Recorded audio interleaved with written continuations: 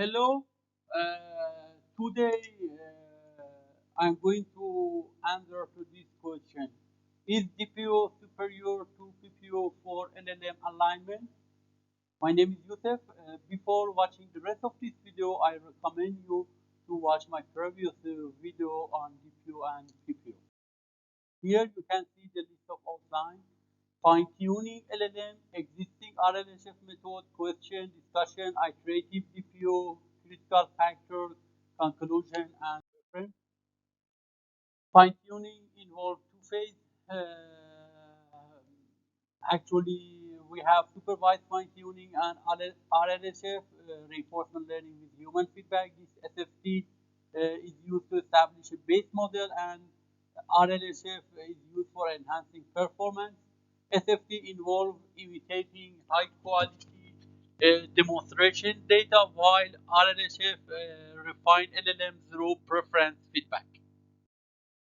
Existing RLHF method, we have two categories of RLHF method: reward based, such as PPO that is used by ChatGPT, and reward free, such as DPO that is used in academia. Question: is DPO truly superior to PPO? Is this format of directly maximizing look likelihood is superior to PPO, or how can we improve the performance of the PPO? Discussion. In PPO, the agent may find ways to maximize the reward model output without truly performing the intended task correctly from a human perspective. It may, the agent, maximize the reward model, but indeed the performance task is not correct from a human perspective. This is a very big issue.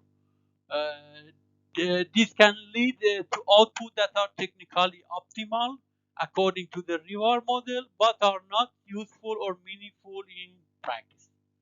You may be wondering, we have the same issue in DPO, but why? In DPO, we don't model a reward. Why we have the same issue? Because this problem can arise from the optimization process. It is true that we don't model the reward in DPU, but due to some issue in optimization process, we may converge to policy that are not robust or that exploit a specific aspect of the training data. Okay. And the last point that is very critical and one of the biggest disadvantages of DPO is that the optimization process in direct preference optimization can lead to policies that are biased toward a specific type of input or response. I repeat, the optimization process in DPU can lead to policies that are biased toward a specific type of input or response, particularly those of that are out of distribution or unseen data. This bias arises from the model overfitting to the peculiarity of the training data that don't generalize well. This is one of the main issues with DPO. To address this issue that we just mentioned, uh, it is suggested that to use iterative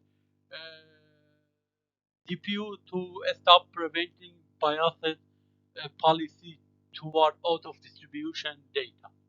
Okay, DPU generate biased policy toward out of distribution or unseen data, and it is suggested to use iterative DPU to address these problems. Okay, critical factors that enhance the practical performance of PPO in RLHF. We have three key parameters: advantage normalization. How do we adjust the advantage, the difference between return and critic value? How we adjust it's very critical in the performance of the Proximal Policy Optimization. The large batch size, you are aware, and updating the parameter of the reference model with the exponential moving average. If we carefully address this issue, advantage normalization, large batch size, and updating the parameter of the reference model with the exponential moving average, we can achieve very good performance with PPO.